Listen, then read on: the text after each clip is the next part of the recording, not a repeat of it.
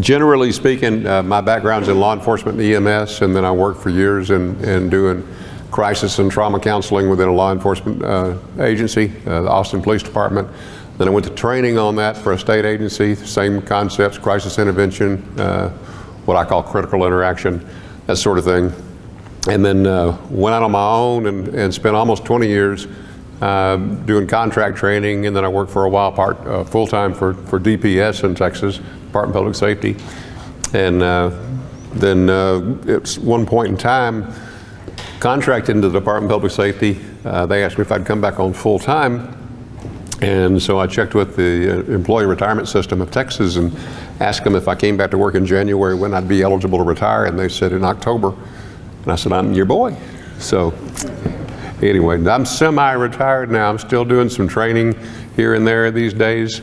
My wife and I are living over in Atlanta, Texas, south of Texarkana, and that's where her parents are, so that's where we are. But I spent some time in the DFW area. My wife and I spent almost 30 years just outside of Austin, and so I'm back in East Texas again and doing some more training again. Even after I decided when I retired that I was never going to work again, I realized that I enjoy my work and I want to keep doing it. So I'm still doing some things on the side here and there. So what I'm going to be talking about today is what I call communicating when it counts.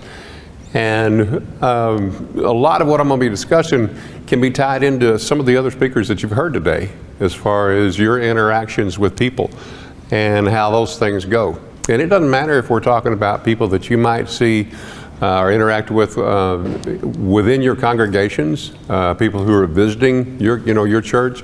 The list goes on and on, even with the people that are on your team, because occasionally you do have to have some pretty serious conversations with folks like that. And I want to talk a little bit about what goes on, but a lot of what I'll focus on today narrows down to either what we call nonverbal communications or paraverbal communications, or generally what we refer to as communications that have been hindered because of what I call a state of hyperarousal. And that's typically what your psychologist will refer to as when you've got an adrenaline flow going on. And we'll talk a little bit about how that comes about, what happens to your IQ when all that adrenaline is flowing, and why it is. Have you ever been in one of those situations where it's kind of a heated interaction and you walk away, and anywhere from about 15 seconds to a minute and a half, you go, you know what I should have said? You ever done that? But you couldn't think of it then because you were in the midst of that reactionary sort of thing that was going on in your body, and your brain went, I'm out of here. Okay, and unfortunately that happens. So that's what we're going to be talking about, generally speaking. Now I want to try to get through this, so I can answer some questions as well. So let's start here. I always start with Da Vinci's Vitruvian Man, and I always put a fig leaf on him because there's going to be some lady in the audience somewhere. He could at least covered up the Vitruvian Man's penis. But so I do, just out of a modesty sort of thing. But when you look at Vitruvian Man and you look at that person, and think about Vitruvian Man as anybody that you might interact with, most of what's going to go on in your interaction is going to be eye to eye, or maybe by telephonic, or even at a distance or whatever, but it's focused on the eyes and the face and the head and the mouth and that sort of thing.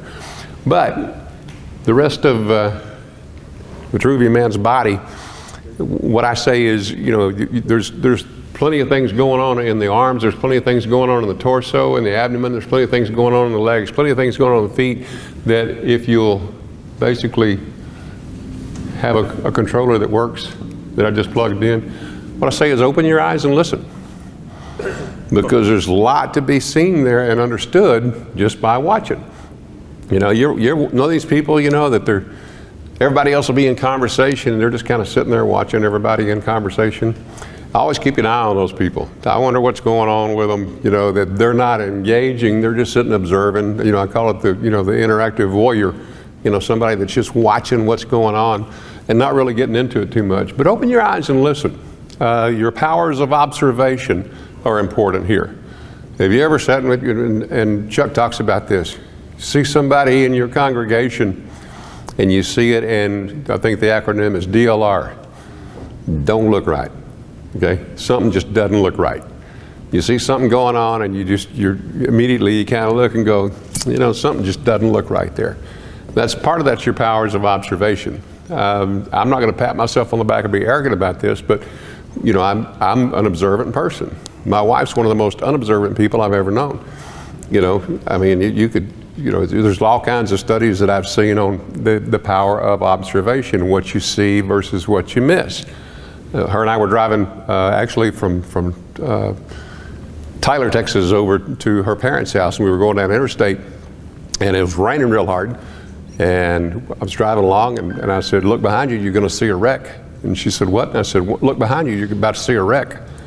And what I was watching was this van behind us that had started fishtailing, and every pass by, it got just a little further and a little closer to the shoulder. And just as soon as those left rear wheels got in the shoulder, it started rolling. So I stopped and backed up, checked on everybody's okay. And we started off down the road, and she said, how did you see that going on? I said, well, I got this amazing thing here. It's called a rearview mirror. Okay. You ought to try it sometime. It's a really cool invention, you know. And she said, I swear, you see more going on behind you than I see going on in front of me. And I said, yeah, we've got the body shop bills to show it too. So, you know. But open your eyes and listen, see what's going on there. Interpersonal communications. Now this is very generally speaking, okay? 4 basic elements here: your content, your thoughts, perspective, and insight. Okay. Then you're going to code those content, your thoughts, perspective, or insight, and you're going to shape it into a message. Now, some people are better at being more articulate, and they can sound very learned when they shape those things into, you know, a message. And then others are a little bit more concrete with it, and we'll talk about concrete versus abstract reasoning here in just a second. And then what you're going to do is you're going to send that message. And you got to consider your receiver when you send that message. It's one of the things that, you know, I don't talk to everybody the same. Who knows who Carl Rogers was? Anybody?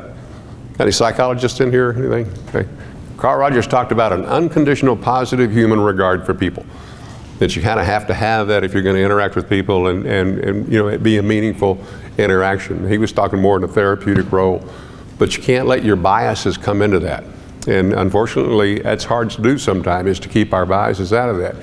Once you send that message, then there's a decoding that occurs, and that's based on the understanding of what you just said. Now, you may have said something and somebody misunderstood you. And we'll talk a little bit more about, you know, acknowledging what's been said or paraphrasing what you said or was said, so that you know you're on the same game page. But basically, that's the 4 elements of communication there. But now the other piece of it is too, and this is something that it varies depending on whose studies that you're looking at. Albert Morabian, he's talking about paraverbal communication. That's your voice, tone, pace, pitch, those sort of things. And that's 55% of what goes on in a conversation. Is not, when you're looking at the receiver of what you're talking about, it's not so much the words that are coming across your lips, but it's more about all of those other pieces.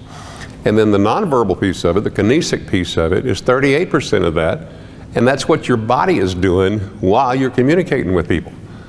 And there's a lot going on with your body. You know, a lot going on with your face, those sort of things. We'll talk about those some more. And only 7% of it is the actual words that are coming out of your mouth. Because if somebody asks you something and you say, sure, okay, sure, and you're enthusiastic about it. And then somebody tells you something and you go, sure, okay. Same word, different context, different inflection in the voice.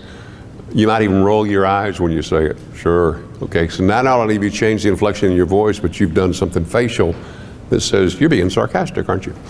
Okay, who, me? I would never. So we move there to some of the other considerations as far as the face goes.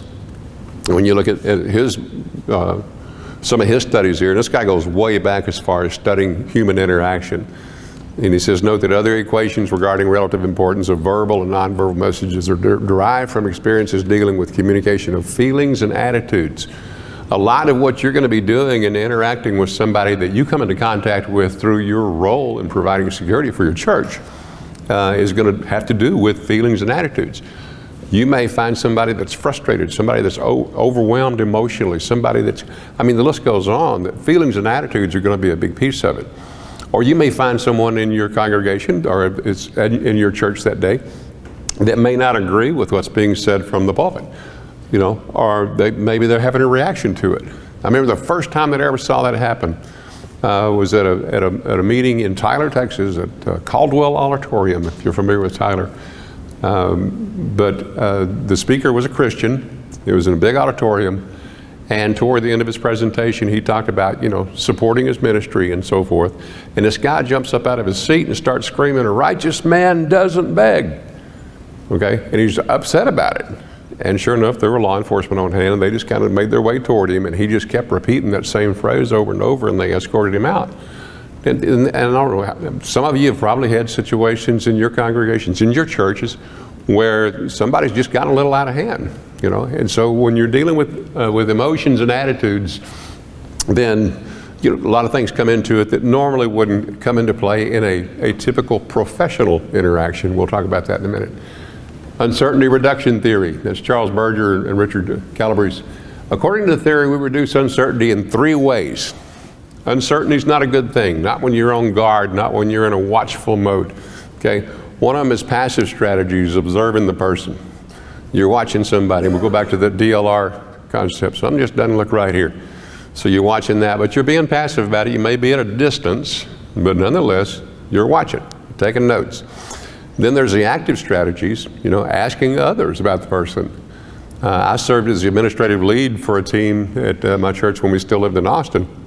And so I couldn't get licensed because of the fact that by then I'd gone back to work for the Department of Public Safety, and anytime you go to work for the Department of Public Safety in Texas, you have to surrender any license that you have that the Department of Public Safety governs.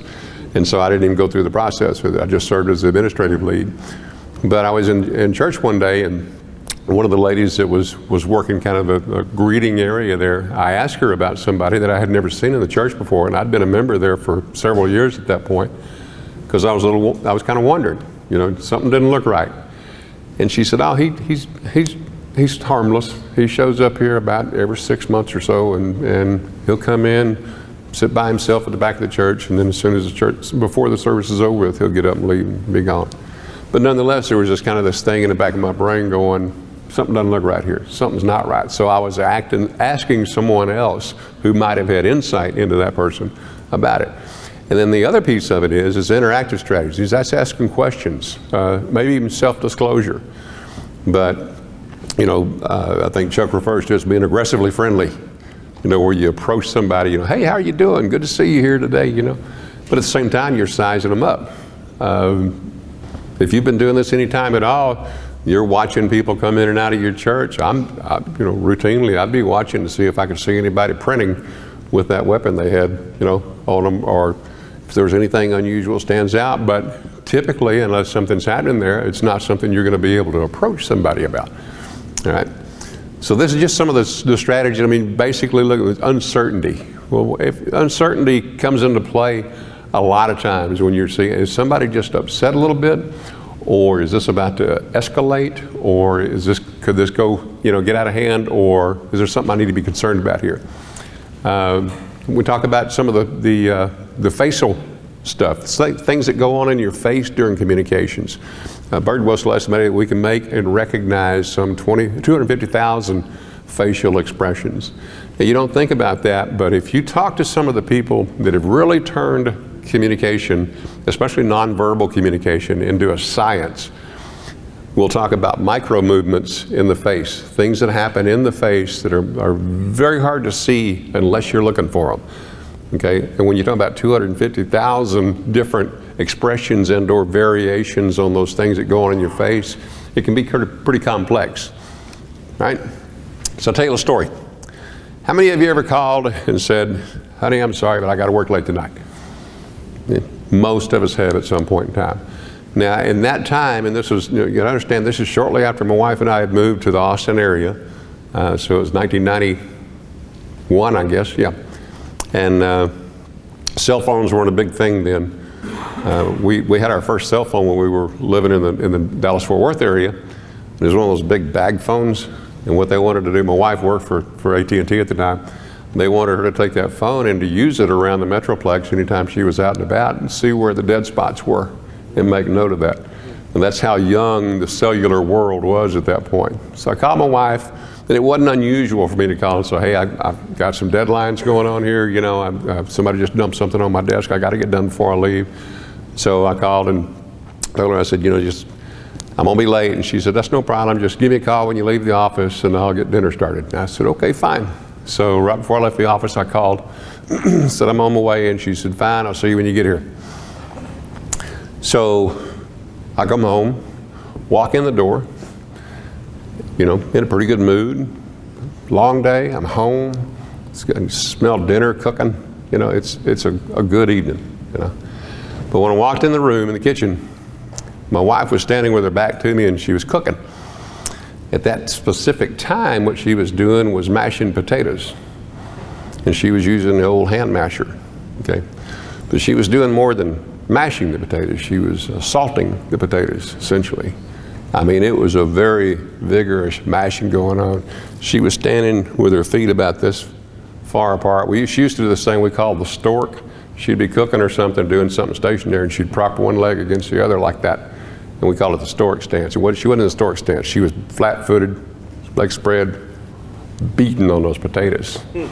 Now, I'm no profound expert in the concepts of human interaction, but I could stand and look at my wife from behind and tell something was not right, okay? You know, call me a genius, you know, it just stood out somehow or another. Now, when you walk into a room and you realize that something's going on and your wife's upset, you got a couple of different approaches you can make here. You can act like you don't know she's upset. I call that the oblivious approach. I didn't know, okay? Or you can be more direct about it, you know, or you can just ignore it. And so I just ignored it and I said, something smells, and I got about that far, and she pointed at the telephone with her potato masher so abruptly that potato matter went across the backsplash. And she said, I think there's a message for you, and pointed to the phone. It sounded eerily like Clint Eastwood, so I just kept waiting on the punk, you know. So I go over and I pick up the phone, and this is when you still had, you know, voicemail on your phone and no answering machine, you know. But the first message was, it was something that couldn't be it. The second message was something else that I knew that wasn't it. It's a buddy of mine. The third message was from Barbara. Okay. And Barbara had the sweetest, silkiest, syrupy voice you could ever imagine. And she said, hi, Randy. It's Barbara. I was in town today on kind of short notice and thought I'd give you a call and see if we could get together. Maybe next time. Okay. And I deleted the message and I hung up the phone. Now, you got to understand, I'm a highly trained and experienced professional in the concepts of human interaction, okay? I have negotiated with armed suicidal people before. I have worked with people in the worst moments of their entire life, okay? You know, I'm well-versed in this sort of thing, and being well-versed in it, I turned to my wife, and this is what I said. I said, I don't even know a Barbara, and it's wrong. And she said, it's okay. And she came over and grabbed me on both sides of my face, and she said, it's okay, I believe you. And I said, no, you got to understand, I don't have. And she said, I believe you. I said, why do you believe me? And she said, because if you'd been lying, you'd been talking in complete sentences. Okay. She said, go wash up, dinner's about ready. I was like, you do? And she said, just go wash up, dinner's almost ready. So we have dinner, topic changed and so forth, but I'm sitting there ruminating on it. And so I go, this is back when we still had phone books, okay? And give you a little background, about a week and a half earlier, I'd gotten a call and said, hi Randy, this is so-and-so from the XYZ printing company, and your printing's ready. And in about maybe a week before that, I'd gotten a message, hey, Randy, it's Bruce, give me a call. And I asked my wife, I said, who do I know named Bruce that would be wanting me to call him? And she said, I can't think of anybody. It's like, I don't get that, you know? So anyway, I go over to the phone book after dinner, flipped it open, and sure enough, there's a Randy Dickson listed there. I pick up my phone, call Randy's number, okay? And I said, is this Randy Dickson? And he said, yeah. And I said, this is Randy Dickson. And he said, yeah, who's this? I said, no, my name's Randy Dickson too. And he went, oh, are we related? And I said, I don't think so. I said, I think maybe I'm getting some messages that were meant for you. And he said, okay. And I said, you know Bruce? And he said, yeah. And I said, give him a call, he's looking for you. And he said, oh, okay. And I said, you're printing at the XYZ printing company, it's ready. He said, yeah, I already picked that up. This is weird. And I said, yeah, it gets weirder. You missed Barbara today. And I'm not going to quote him, but it was a profound expression of disappointment in a vulgar term, okay? That's about as far as I'll go. But he was highly disappointed that he had missed Barbara that day, okay? And I hung up the phone and I said, you see, he knows Bruce, he's got printing ready, and he's really disappointed Barbara, he missed Barbara today. My wife said, you know, you didn't have to do that. And I said, no, you don't understand, I did have to do that. Because I don't want 20 years from now, and I'd like to know who Barbara is too, you know. So, you know, when you look at the way I walked in the room and I saw her standing there, there's a great egret. I took this picture on the lake one day. I enjoy studying animals as much as I enjoy studying people. And that egret is not only a pretty bird, but if you sit and watch an egret long enough, and I've done this, say, what do you do in your spare time? Study egrets? I don't know. You know? But if you watch an egret long enough, they're so, you can anticipate exactly everything they're about to do. When they're about to strike at a fish in the water, they go through the same what they call pretextual clues, if you will, and their neck does the same thing and their legs do the same thing before they strike. Every single time. It's like it's encoded in their DNA. You know, when he's about to take off flying, his body does the same thing. He rolls that neck back and tucks it down, and then those legs bend about this far, and then he comes up with the wings, and here he goes. You can read him every time. But you can do the same thing with people. And a lot of times it starts with what I call posture and stance. Where are you? You know, the attention stance, that's a formal position, generally speaking. That's when you're talking to somebody and they're kind of just doing this, you know, feet forward, close together, standing upright, listening, whatever. It's a neutral attitude. You really can't read it. It's not saying too much to you other than the fact that they're being attentive and they're facing you. And there's no commitment for them to either stay or go in that. We'll talk about that in just a minute. Spread legs, a foot forward, weight shifted on one hip. That looks like this, okay? What does that look like to you? If you approach somebody and they go, what are you about to do? I'm gonna get me just a little bit of distance while I size this thing up again, all right? Masculine display. It can be offensive or it can be defensive. Somebody says, I'm about to, and you go, yeah? And you do the same thing. And where are your feet pointing? The reason I ask about the feet pointing is a couple of reasons. One of them, if you're talking to somebody and they're about to break and run, typically they'll point those feet in the direction they're going to go, at least the one they're going to lead off on. And you know, if you can see my feet or not, but if I'm fixing to run that way, they're going to point that foot that direction because that's their lead off foot. All right. When you look at this, I don't know if the artist knew it when he did that. Some of you have been around long enough to remember the Sons of Katie Elder, John Wayne, Dean Martin, and so forth.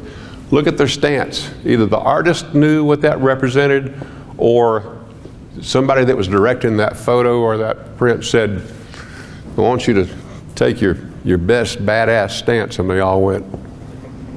All right? So that's what you're seeing there, what I'm talking about. I knew that before I saw that poster. The other stance I'm talking about is the legs crossed, feels vulnerable, lacks confidence. Maybe they're open legs, so that's male confidence, closed legs, male reticence. And so when you're looking at somebody that's, my wife does this a lot of times when she's talking. She'll either prop this leg against this one, or she'll do this cross-legged thing. And that's just a casual conversation pose for her. And I've known other people to do the same thing. And that's the thing that kind of bugs others that know me. It's like, every time I get around you and we're talking, I always wonder how much you're sizing up of what's being said, kind of thing. It's like, hope that's not offensive. Face value. This is one of the things that you can really keep an eye on. It'll tell you a lot about what's going on. The masseter is one of the biggest telltale signs in the human anatomy that tells you what's going on with people. You go, well, what's a masseter? That's that big jaw muscle right there. And when you're interacting with somebody and you start seeing that masseter flex, Okay, that's because they're gritting their teeth. They're shifting their teeth around and tightening up that jaw. Tightening up the jaw is a pre-fight action. You know why you tighten your jaw before you get into a fight? Because you don't want that mandible getting knocked one way or the other when you get hit, because that's what brings you unconscious. You cinch them together real good, and that'll keep your teeth together and you're kind of locked. So the masseters are a great telltale sign to keep an eye on. The eyes say a furrowed brow. That one speaks for itself. Lowering of the eyebrows. Your dad used to give you that look. Okay, you know, my dad had a look to knock you out. I mean, literally, he'd give you that look and just make you go. You know, it was a mean look. You know, but most of it was in the eyes. Not relaxed. Muscles around the eyes are twitching or flexing. Watch these muscles, especially right in through here. When somebody is going into a state of hyperarousal, a lot of times what you'll see is those eyes start to twitch. Right? Wide-eyed, eyebrows move up and outward, you know, getting up like this. And a lot of times people, especially like in a state of excited delirium, what you'll see, how many of you cops know what excited delirium is, right? Everybody? That's one of the first things you'll start to see in the pretext to that excited delirium is those eyes start to get real wide and eyebrows go out. Direct stare, challenge your interest. If somebody's looking at you really intently while you're talking to them, is that a challenge or are they just really interested? Well, the rest of what you can read into that is what are the eyebrows doing? Okay? Because if they're really sitting there, you know, nailed into you with their eyes, and yet their eyebrows are up, they're intrigued by what you're saying. Really? Kind of idea. Whereas if it's more of a furrowed brow and they're doing this, they're like, you're full of it. Okay? That's what that's saying. So keep an eye on those eyes. Blink rate in a normal conversation is 6 to 8 times per minute. That's about once every 10 seconds or less. The pupils, are they dilated? And a lot of people notice pupils. I notice pupils. And I'll give you a little background on me. I got hit in the eye with a 9-iron golf club when I was about 12 years old and did a bunch of damage to this eye. And I got my vision back in that eye eventually, although it was very weak and had to be corrected, but it's gotten better over time. I'm still just a little bit nearsighted. But there was also a time when I, as an EMT, and also working in clinical case management, where I had to spend a lot of time around neurosurgeons and neurologists, okay? And I could walk up to meet one of them and start talking, and they'd go, wait a minute, do you know your right pupil is bigger than your left? It's like, yes, there has been since I was 12, got hit with a 9-iron. Oh, okay. Because you know by now what that means, right? Because there's a couple of different anomalies that can go on in the brain that can cause your pupils to be unequal. And you don't want none of that going on, you know. But it's interesting that your normal person either won't mention it or doesn't notice it, whereas somebody like a neurologist or a neurosurgeon notices it. Gaze, percentage, eye contact.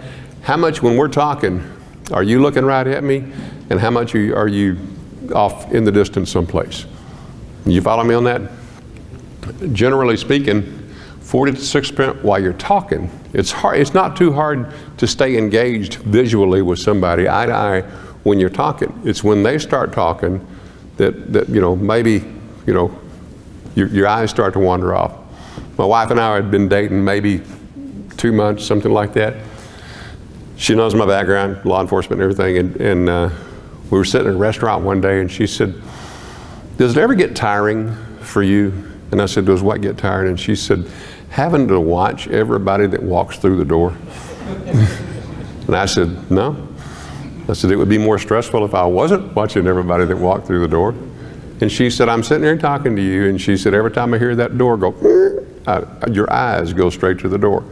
And I said, you know, it's just a habit. I want to know who's coming in, you know, that sort of thing. But it's the contact, the gaze is when you're interacting 80% while you're listening, okay? So I'm sitting there listening to you talk. I'm very attentive to it. If I'm any less than 80%, you can give or take a little bit, but if I'm getting down around the 50% level, that means you're not really engaged in what I've got to say. And maybe they're darting and not fixed on you. What's going on with them?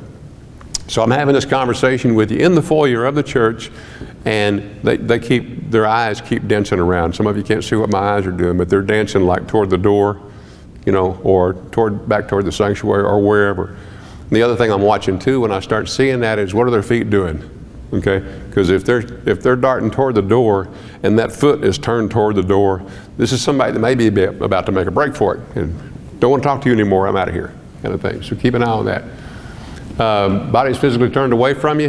You know, that can be a really, you know, kind of an act of disrespect. When you start talking to somebody, they go, hey, toes and face aimed at you or away from you. I mean, if they're straight toward you and they've got their feet about this far apart, there's a chance, especially if one of those feet is in front of the other, that, you know, you need to back up and give yourself a little room there, because there may be something aggressive about to happen there. Respiration, how fast are they breathing? Is their respiration rapid and shallow? Is it normal, deep, routine, you know, kind of respiration? What is the perspiration doing? The minute you approach that person, what was the state of the condition of their skin? Was it dry and normally complected? And after you started talking, did it stay dry and normally complected? Or do you start seeing redness in their face and little beads of perspiration start to pop up on their face? Because that means they're getting agitated somehow or another. All right? Take his or her pulse. You can take a pulse visually from some people, because I can do it kind of inconspicuously while I'm talking to you, is to glance down right here and see if I can see that pulse. Okay, and I can actually take your pulse by watching it. Now with people that are more heavy set, you're not going to be able to do that, because you're not going to be able to read that pulse, you know, right here. That's one of the things you can watch for. If that pulse is coming up and that perspiration's coming up and that redness in the throat and face is coming up, you can keep your eyes open. Voice changes, such as changing the pitch or stammering, throat clearing, one of those. You ask somebody a question, they go, you know, Stan, the lie guy, will tell you that if somebody starts clearing their throat, right? But who knows Stan, the lie guy? Anybody? Law enforcement. He's trained a lot of cops. He reads how it is that people, what they do, what goes on with them physiologically, what goes on them anatomically, and so forth when they're lying. You know, and throat clearing may be part of that. Throat clearing may be a sign of nervousness as well. You know, they don't like the fact that you're interacting with them somehow or another. So they get nervous, and maybe they start shifting their weight back from one foot to the other. We were talking about feet a while ago. And they're doing this. When I'm hearing throat clearing and feet shifting and maybe eyes moving around and so forth, you know, there's somebody you really need to, your antenna needs to go way up on somebody like that. Motions, are they smooth and fluid, or are they fast and jerky? When they're talking to you, are they getting real animated about what they're saying, and they're pointing and they're doing all this sort of thing, and everything's really rough and that sort of, you know, not nice and fluid? Maybe they're using a gesture. Here's a normal gesture. This is not a normal gesture, okay? It's a more rapid, more aggressive, you know, sort of thing. Keep an eye on that as well. All right? The brain. Brain's an amazing thing. God had it going on, everything He created. But when you think about it, I mean, I'm amazed, and you know, at some of the things that I can look around this earth and say, man, what was going on in God's mind when He created, you know, in His great mind, you know. When I meet God, I've got things I want to ask Him, like, what was the deal with fire ants? Okay. But the brain's an amazing thing.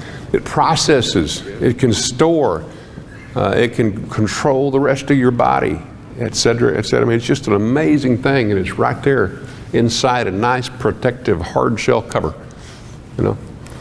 So let's look at the brain this way. The mammalian brain, part of the brain, it's often referred to as the limbic system. Okay? It's not the thinking part of the brain. Okay? The limbic system doesn't think. The prefrontal cortex of the brain is the thinking part of the brain. Okay? So you got one of them that's more of an emotional side of it, and one of them's more of a regulatory and thinking and, you know, so forth. The neocortex is responsible for analytic processes, problem solving, planning, organization, and rational thought. I think rational thought may be a subjective term. I don't know, objective term. But it's responsible for all those things. It's the thinking part of the brain. It's the thing that makes you decide things. It's a part of the brain that allows you to sum things up. Okay? Information entering through the eyes or the ears first goes to the thalamus in the brain, of the limbic system. It's a bit like a router. Okay? If the incoming information is emotionally laden, the thalamus sends two signals. The first goes to the amygdala. It's the primary role of shaping emotional reactions and such. And the second part of it goes to the thinking part of the brain. Okay? You follow me so far? As a result, the emotional brain, the limbic system, receives the information first, in some cases generating a profoundly emotional reaction before the thinking part of the brain has received the information and has had a chance to weigh in on the matter. So basically, the emotional part of your brain can react so significantly that it kind of runs off and leaves the thinking part of your brain. Are you with me on this so far? Okay, one of the things that I train on is specifically, and talking to somebody earlier, a guy that wrote a book on officer-involved shootings and investigations, asked me to contribute some chapters specifically on what I was training on at the time, which what goes on in the brain and physiologically and anatomically and so forth when an officer is involved in a shooting, because that's a huge fight or flight reaction there, very profound.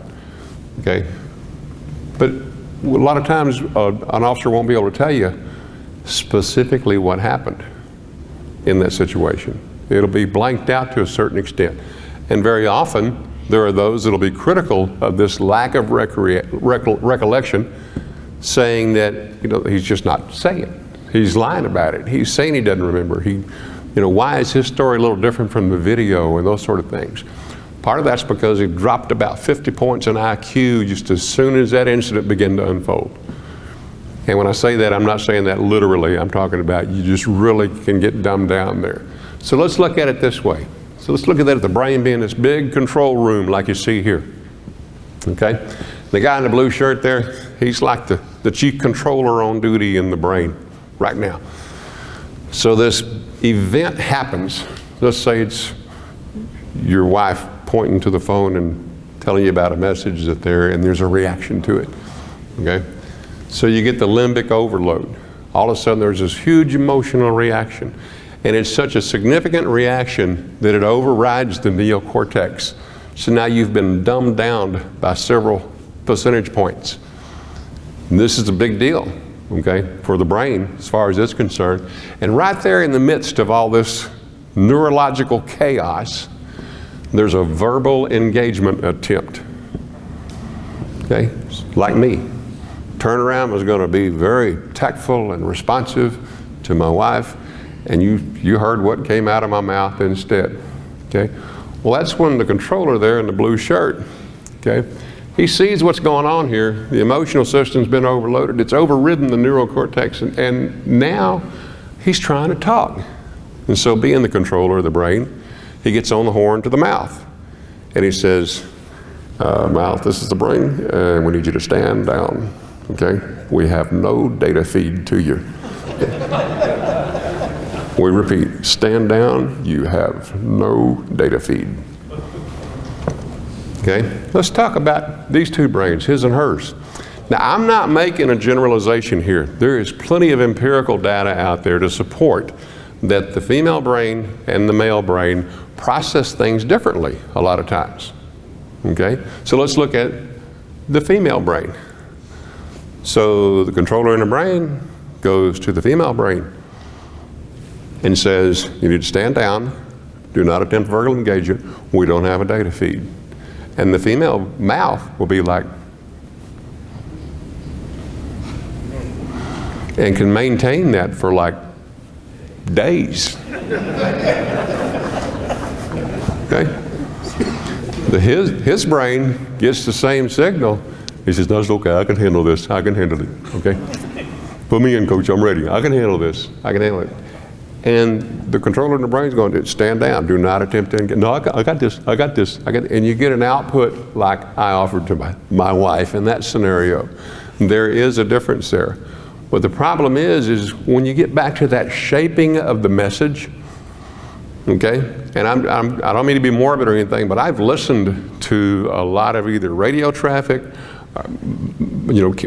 vocal voices, or the vocal piece of body-worn cameras. I've even got some some audio footage of a co-pilot in a plane that was going down, and what comes out of the mouth during those times. I don't mean to be morbid, but it's A, it's horrible. B, it's amazing that in that moment in time, a lot of the cognitive piece of the brain it's not going to be there. You can't make that complete sentence. You can't process those thoughts. You can't shape it into a message.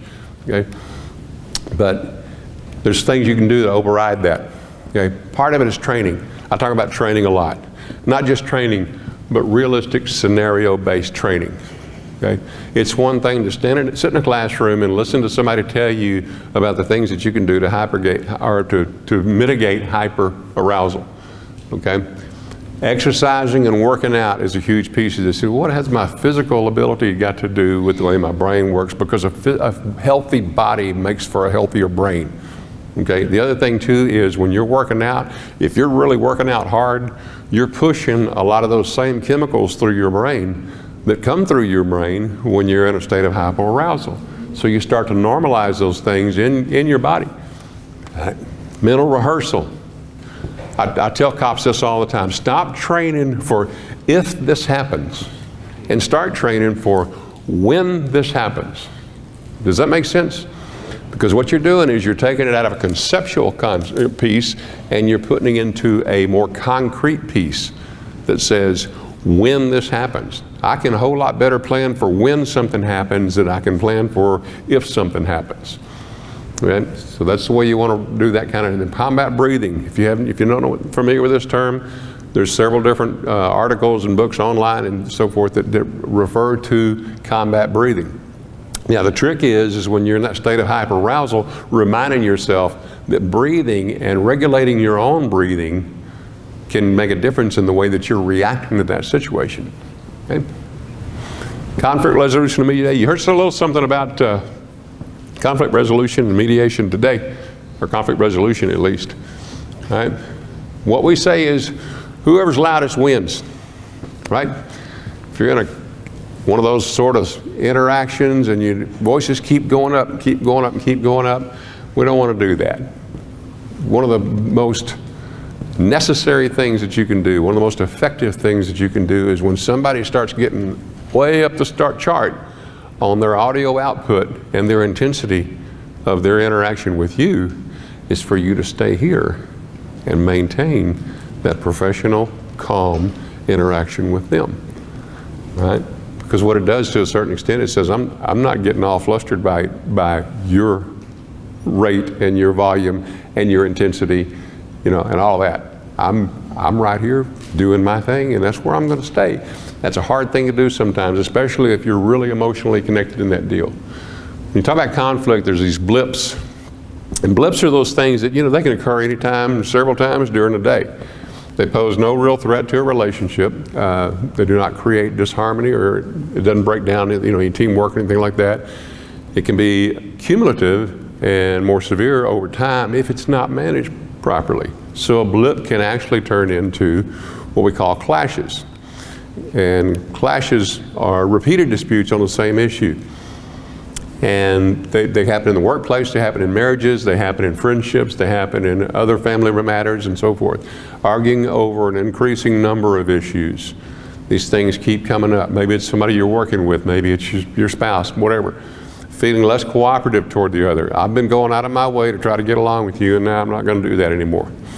You're being less cooperative, you start flattening out, being less receptive. You're feeling less trusting of the other person.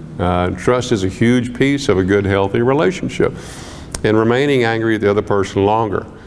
You get mad at them, maybe it's at work, and you leave work that day and you're just mad all the way home. And you're just sitting there going through all this negative self-talk about how much it is that you despise that person, how much you wish they would grow up, how much you wish they would, and here you go. And so that's the clashes. Those can turn into crises. You feel a need to terminate the relationship. One of us has got to go. It doesn't matter if it's in the workplace or in a relationship or whatever. You fear the other will terminate the relationship. Not only that, but you start watching for indications that the other may terminate the relationship. You sense the relationship is now psychologically harmful. I'm getting so much stress out of this thing right now, and I'm staying angry so long that it's actually taking a toll on me physically, okay? Or you feel there is a risk of physical violence. And typically that can be in a workplace, or that can be in a relationship at home, or that can be whatever. It doesn't have to be just any of those. It can be any of them. Any one of those. It can be any of them. And here's this retaliatory cycle. You saw a cycle earlier. I was thinking about that when I was watching Scott's presentation. But you got the trigger event. There's a perception of threat in that. The anger and emotion comes about. That's the generating of an emotional response, which you go back to what we were talking about earlier that goes on in the brain, okay? And then there's the acting out. The acting out a lot of times wouldn't happen if you weren't feeding that anger piece with a whole bunch of negativity on your part. Or that other person may be acting out in anger because of the fact that they've been self-feeding that anger and that emotion. And then there's a repetition, generally speaking, and it continues to go. Unless there's some sort of intervention. And if you're interested, I can lead you to several different trainers that are really good at training in conflict resolution, dispute resolution, mediation, that sort of thing. Okay. In the Word, okay. Ephesians 4:31, get rid of all bitterness, rage, anger, brawling, slander, along with every form of malice. Avoid the conflict. Hebrews 12:14, make every effort to live in peace with everyone and be holy. Without holiness, no one will see the Lord. You got to be in peace with people. Hebrews 12:15, see that no one falls short of the grace of God, and no bitter root grows up to cause trouble and defile many. And these are just a few here. May the God who gives endurance and encouragement give you the same attitude, mind toward each other that Christ Jesus had. And there's, all these, the list just goes on and on. Be devoted to one another in love. Honor one another above yourselves. The list goes on and on. In fact, one of the first accounts of conflict resolutions occurs in Genesis chapter 13. If you think back to Genesis, Abram and Lot are moving around. Both of them are very wealthy in livestock and cattle and sheep and goats and what have you. They're pitching their tents here and there, and at some point in time, they realize that where they are, there's just not enough land and grazing area to support both their herds. And so Abram, before he was Abraham, says to Lot, and here's what's happening too, is they're herdsmen out there in the fields. It's creating conflict with them that's now coming back on Abram and Lot. And Abram says to Lot, we got to do something about this, okay? Let's don't contribute to this conflict. After all, we're family. Okay, so here's what I'm going to do. You look out there wherever, and you choose your section of land, and if you go to the right, I'll go to the left. If you want to go to the left, I'll go to the right. So Lot looks around and decides on the Jordan Valley. Says, that's where I want to take mine. And Abram says, fine. And he goes off on his own. Not only did Abram bring about a conflict resolution, but he was rewarded in that when God later on said, look just as far as you can, east, north, south, and west, and all that's yours to graze, and may your descendants be as many as the dust in the world. Okay, so not only was there conflict resolution, but he was rewarded that. And a lot of times, if you're the one that initiates the step to reduce conflict, to mitigate conflict somehow or another, then what you're going to find is that you're rewarded for that. How many of you have a friend, especially you guys, had a friend when you were growing up that you got in a fight with them, later on that became your best friend? How many? I saw a cartoon one time. There was a moving van in the driveway, and this little kid was standing on a porch, and he's telling this lady, he said, if you've got any boys, can they come out so we can fight and then be good friends? It's sort of like, let's get the fight out of the way so we can get down to being friends. Okay. Many more passages given there. De-escalation 101. It starts with you. Okay. Don't be an escalator. Don't try to raise your voice above theirs. Don't try to raise your intensity level up there. What you want to be is a concealed but coiled package of human.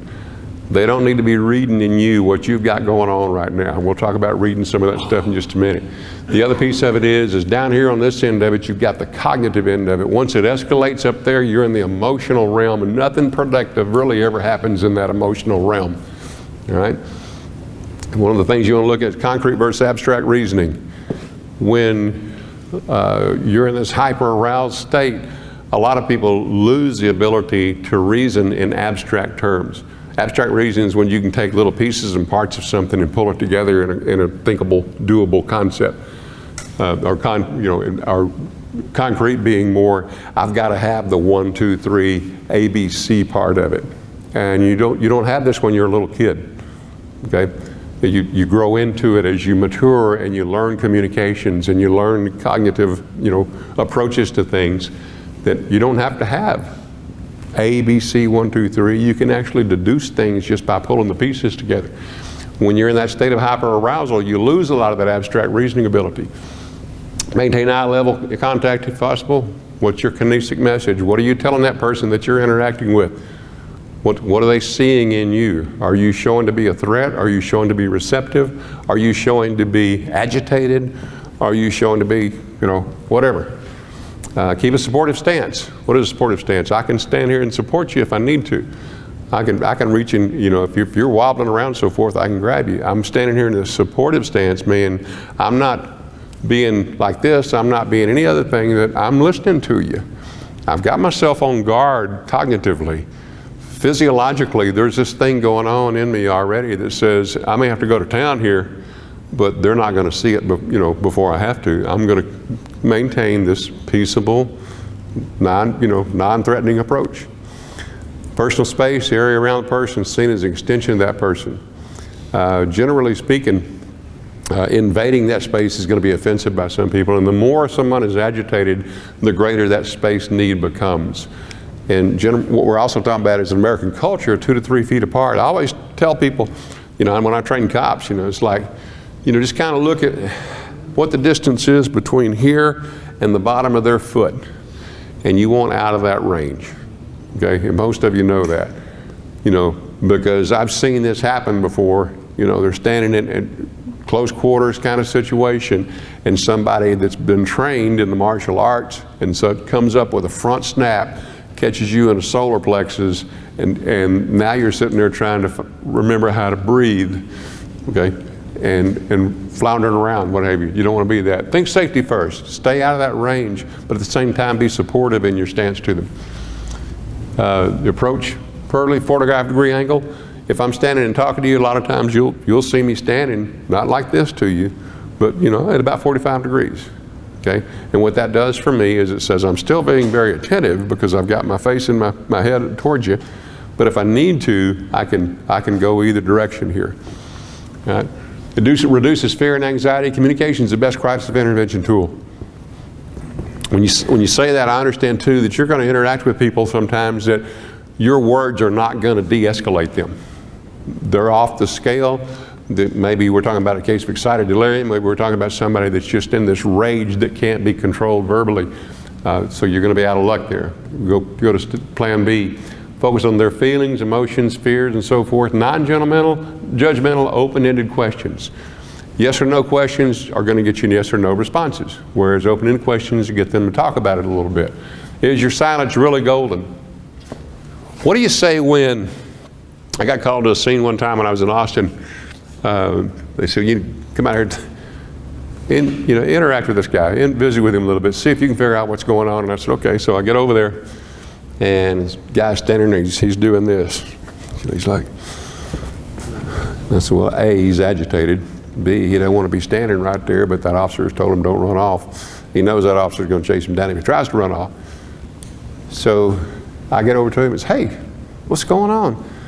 He said, who are you? And I introduced myself. I said, I'm not a cop, I'm a counselor. Oh, okay. I said, what's going on? He said, you wouldn't understand.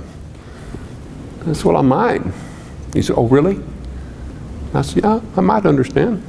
I won't know till I hear it, though. He says, okay, well, first of all, you need to understand, I was murdered back in 1957.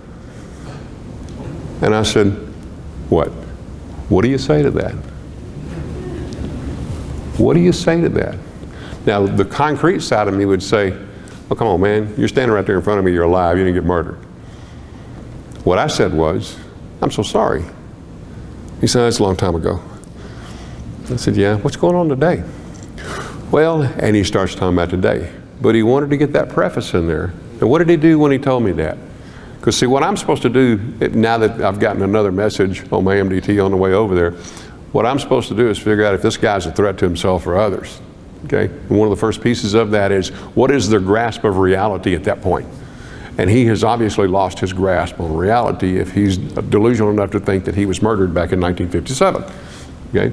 So what do you say when, a lot of times there's nothing you can say. You can just nod and shake your head, you know, but you want to at least demonstrate that you're being attentive. The best speech you'll ever regret. Well, I'm going to tell you something. That'll get you in trouble every time. You can go ahead and make that speech, and it may be a great speech, and it'll come back to haunt you. Okay?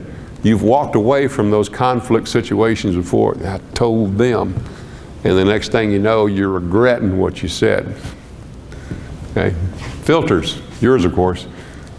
That's one of my shortcomings in life, generally speaking, is, you know, just because it happens here doesn't mean it has to come out there. At least not in those terms. Okay? So you got to filter that just a little bit. I could have had a negative response and tried to snap this guy back into reality when he told me he was murdered in 1957. But I didn't. The filter said, no, don't go there. You've already found out what you need to know. He has no really good grasp of reality. Move from here to what's going on now, today. Okay? Don't say this. Somebody says, I'm not really going, and you go, yeah, I don't know how you feel. Oh, you don't. You just don't. You're not there, and you know, I get it. You know, doesn't happen that way. Acknowledge that they're feeling bad. If they just unloaded on you emotionally and told you all these horrible things going on, acknowledge that and affirm it. Man, I hate you're going through this today. And that's a tough load to carry right there. Just acknowledge it and affirm it. I'm going to need you to. You ever use that? That's a common one. I'm going to need you to step outside with me. Okay? Yeah. Ask more politely. Sir, can you go outside with me just a minute? I'll be real brief. You know, just invite them and be congenial about it. Tony Blauer, how many of you ever had a course Tony Blauer put on in self-defense? If you ever see one of his courses offered, you know, I'd highly recommend it. He's good at what he does. What he talks about in pre-contact clues, if somebody's fixing to blow up on you, there's a target glance. That glance may be toward a door. That glance may be toward your feet. That glance may be toward where they're fixing to try to kick you or whatever, but there's a target glance initially. And right before that happens, there will often be a sharp intake of breath. Okay? It's where they wind up. Okay, there's the wind up, kind of the coil, right? And you'll see a flinch of the fingers. That's a natural sort of thing when you're about to go to town, you flinch those fingers and get ready to make a fist. Right? And then a flex of the pectoral muscles. Now that may be a little harder to see sometimes, but a lot of times you'll see it by when the shoulders come tighter together. You'll see them tighten up. It's drawing their arms closer into their body. Okay. De-escalation 101. You heard Chuck talking about George Thompson wrote Verbal Judo. Listen, empathize. That doesn't mean sympathize. It means empathize. Empathy being this must be tough for you to be going through right now. Ask, don't mind, and ask those open-ended questions, you know, and then paraphrase. Just make sure that what's being said to you and the message that you're receiving and the understanding that you're drawing from that message is exactly what they intended. So the best way to do that is by paraphrasing. So what you're saying is that, yada, yada. I know that sounds like one of those counselor things. So you're telling me that, yada, yada, yada. You just paraphrase it. By the way, you guys that are shooting shots at the screen, I'm going to put my email address up here at the end, and I'll send you a PDF of these slides. Right? And then summarize at the end of it. So what we've come up with here today is, and just summarize. All right? I'm right at the end of my time.